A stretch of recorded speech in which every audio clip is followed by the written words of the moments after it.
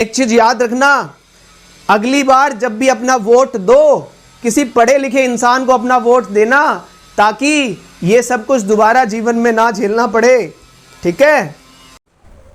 जय हिंद दोस्तों, मेरे चैनल सोल्जर स्पीक में आप सभी का स्वागत है। फौजी बोलता है और जब बोलता है तो दो टूक बोलता है। क्या इस देश में ये कहना गलत है कि आप एक पढ़ा लिखा नेता चुनें? क्या इस देश में ये कहना गलत है कि जब भी आप वोट देने जाएं तो पहले अपने नेता की शिक्षा देख लें? क्योंकि ये तो मानना है और ये मानना चाहिए कि अगर पढ़े लिखे नेता संसद में पहुंचेंगे या विधानसभा में पहुंचेंगे तो वो अच्छे कानून बनाएंगे और अच्छी पॉलिसी लाएंगे और अच्छे से देश को चलाएंगे। इसमें बुरा क्या है?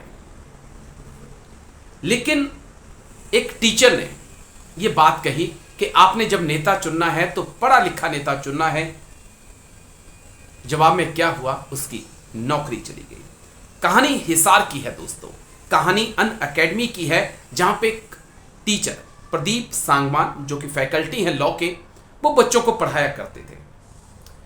क्लासेस हुई और क्लास के अंत में उन्होंने एक बात कही कि आपने एक आने वाले वक्त में जब भी वोट देना है तो पढ़े लिखे नेता को चुनना है। उसके बाद अंधभक्तों की तरफ से ट्विटर पे उन्हें ट्रेंड किया गया और नतीजा ये हुआ कि उनकी नौकरी चली गई। इससे पहले कि मैं आगे बात करूं, पहले आप प्रदीप सांगवान को सुन लीजिए क्या कुछ उन्होंने कहा था। मुझे भी ऐसा ही लग रहा था मैं रोऊं या हंसूं, क्योंकि मेरे पास भी बहुत सारे मेरे बैरक्स हैं, बहुत सारे केस नोट्स हैं, बहुत सारे नोट्स हमने भी बनाए थे। ठीक है, हर किसी के लिए बहुत मेहनत है, आप लोगों को भी काम मिल गया। लेकिन एक चीज़ याद रखना, अगली बार जब भी अपना वोट दो, किसी पढ़े लिखे इंसान को अपना वोट देना, ताकि ये सब कुछ दोबारा जीवन में ना झेलना पड़े। ठीक है, चलो ठीक है, नेक्स्ट टाइम ध्यान रखिएगा, ऐसे इंसान को चुने जो पढ़ा लिखा हो। ठीक है, जो समझ सके चीज़ों को। सिर्फ ऐसे इंसान को ना चुने जिनको सिर्फ बदलना आता हो, नाम चेंज करना आता हो, है ना। तो मेक योर डिसीजन प्रॉपरली, है ना। प्रदीप सांगवान ने यहां पे किसी का नाम नहीं लिया दोस्तों।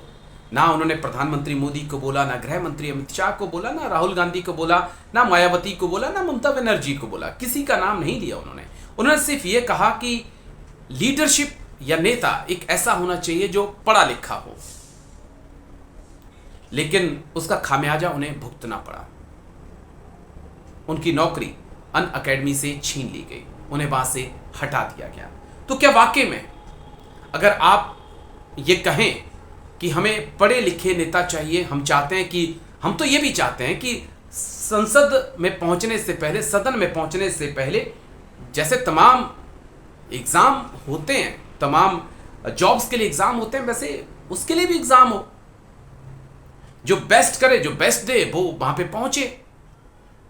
पब्लिक स्पीचेस हो, लोगों के सामने नेता अपना एजेंडा रखें, ना कि भाषण हो, बल्कि आमने सामने दोनों नेता खड़े हों और वो अपना अपना पॉइंट ऑफ व्यू अपने लोकसभा के लिए, विधानसभा के लिए बताएं। बल्कि प्रधानमंत्री के जो कैंडिडेट हैं वो आमने सामने हो, देश के सामने अपना अपना पॉइंट ऑफ व्यू बताएं कि मैं ऐसे देश को आगे ले जाऊंगा। हम तो ये चाहते हैं कि इस प्रकार से हो, तब जाके इस देश की डेमोक्रेसी और मजबूत होगी और विकास होगा। क्योंकि जिन लोगों ने इस देश की नीतियां बनानी है, अगर वो पढ़े लिखे नहीं होंगे तो कैसे नीतियां बनाएंगे? फिर तो आप जबरन थोपने का काम करेंगे। तो ऐसा ही कुछ प्रदीप सांगवान ने बोला था। नौकरी चली गई, लेकिन उन्होंने हार नहीं मानी। उसके बाद एक वीडियो उन्होंने और बनाया और कहा कि अभी तो बहुत दम है, कई चुनौतियां आई हैं, कई आएंगी, लेकिन मैं मजबूती से खड़ा रहूंगा। जिंदगी देख ली तेरी औकात मैंने, ऐ जिंदगी देख ली तेरी औकात मैंने, तू मेरा हौसला देख, तू मेरा हौसला देख। 100 बार गिरकर भी खड़ा हूं मैं, 100 बार गिरकर भी खड़ा हूं मैं तेरे आगे, अब तू मेरा जुनून दे। तो आप माने ना माने दोस्तों, लेकिन एक सच तो यह है कि इस देश को पढ़े लिखे नेताओं की जरूरत है। जैसा मैंने पहले भी आपसे कहा कि हमें चाहिए कि जिसने संसद भवन पहुंचना है, जिसने विधानसभा पहुंचना है, उसके लिए एक टेस्ट होना चाहिए जिस प्रकार से तमाम नौकरियों के लिए टेस्ट होते हैं, उस प्रकार से उनका भी टेस्ट होना चाहिए। फिर जो चुनाव में खड़ा हो रहा है, उन्हें अपनी विधानसभा में, लोकसभा के क्षेत्र में, अपोजिशन में जो उनके अपोजिशन में खड़ा है, यानी कि 2 नेता 3 नेता जो खड़े हैं, उनकी आपस में बहस होनी चाहिए जनता के सामने कि ये मेरी पॉलिसीज हैं, मैं इस प्रकार से अपनी विधानसभा को, इस प्रकार से लोकसभा को आगे ले जाऊंगा। अगर प्रधानमंत्री पद के लिए कोई रेस में है लोकसभा में, तो 2-3 जो भी हैं, उनकी आपस में बहस होनी चाहिए, पूरा देश उसको देखे कि किसकी क्या पॉलिसी है, किसका क्या आगे का एजेंडा है, किस प्रकार से वो देश को बढ़ाना चाहता है, कौन कितने पानी में है। क्योंकि जितने मजबूत, जितने अच्छे, जितने पढ़े लिखे नेता संसद में पहुंचेंगे, उतना ही तो देश विकास करेगा। और ये मुझे नहीं लगता कि प्रदीप सांगवान ने किसी के लिए कहा था। बहुत सारे ऐसे नेता हैं जिनके लिए बात, जिन पे लगती है बात ये, लेकिन सजा मिली उन्हें सच बोलने की।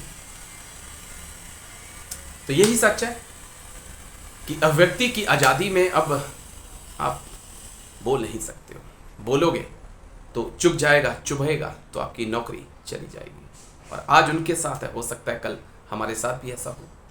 बहुत बहुत शुक्रिया, बहुत बहुत शुक्रिया।